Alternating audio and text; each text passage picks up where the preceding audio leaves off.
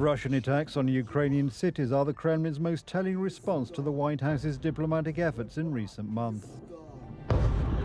Therefore, it should come as no surprise that after several meetings between the delegations and the Kremlin's evident lack of goodwill, Washington has decided that further attempts at negotiation are pointless. Donald Trump presented Moscow with a final ultimatum.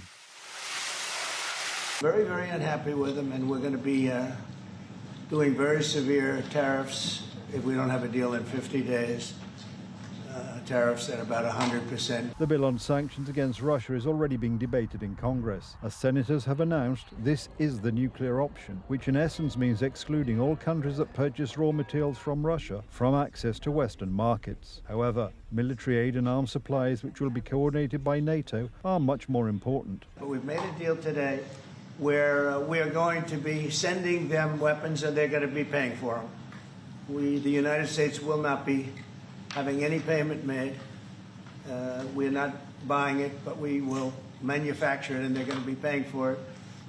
Our last meeting of a month ago was very successful in that they agreed to 5%, which is more than $1 trillion a year, so they have a lot of money. And these are wealthy nations. The Secretary General of the Alliance, who participated in Donald Trump's press conference, emphasized that the White House's decision has a twofold significance. First, it is a real strengthening of Ukraine's potential. And second, it also supports European efforts to increase security. According to him, Germany, Finland, Canada, Norway, Sweden, the United Kingdom and Denmark have already declared their willingness to purchase weapons to be transferred to Ukraine. This is really big.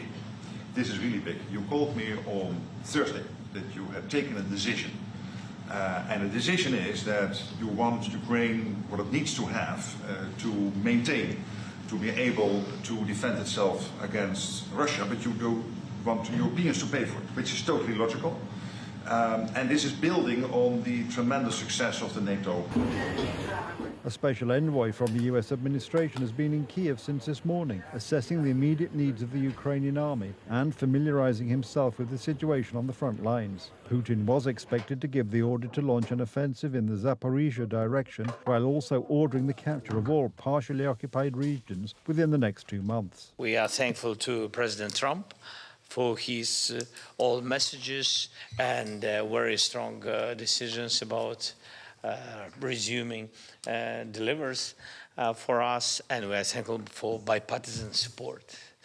And of course, we had very good conversations in Hague, and we had with President, and we had very good phone conversation. We made some decisions very positive for both countries. The financing of arms purchases from the United States may be carried out using Russian assets frozen in Europe. Discussions on this matter are continuing between the European Union leaders. France has just announced a sharp increase in military spending, including support for Ukraine. If our freedom has a price, this is the price. We are a generation that has not experienced war, determined that our children should know nothing but peace. But let's be honest, we no longer have the peace dividends that our parents enjoyed. That is gone. Hitting the Russian economy is also crucial, mainly from the perspective of financing Putin's war. Russian crimes are mainly financed by the sale of gas and oil. If we want to stop Putin, we must exert influence through financial sanctions. Let's not allow Putin to be able to pay so much for the soldiers who are on the front lines fighting against Ukraine. This is one way to convince him to engage in dialogue and end the war. Both the United States and Europe speak with one voice on this issue. Donald Trump's administration opened the door for the Russians to end the war diplomatically. Ukraine was ready to make concessions, but the Kremlin rejected the offer, and today it seems that it will pay for it.